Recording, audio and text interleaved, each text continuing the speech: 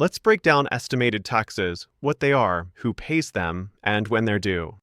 Estimated tax refers to the payments individuals, corporations, and some other entities make during the year to cover taxes like income tax, self-employment tax, and even alternative minimum tax.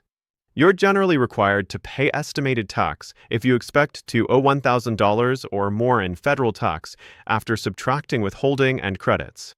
For individuals, payments are due in 4 installments: April 15th, June 15th, September 15th, and January 15th of the following year. For corporations, the due dates are similar, but the final payment is due on December 15th, not January. How much do you pay? You can base it on last year's tax liability, or you can use your actual income for the current year by annualizing it. If you don't pay enough, the IRS can charge penalties based on how much was underpaid and for how long. You can make payments online using IRS Direct Pay, the Electronic Federal Tax Payment System, EFTPS, or by mailing in Form 1040, ES with a check.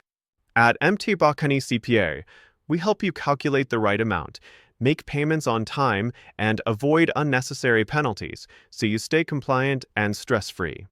Learn more at www.mtbcpa.us.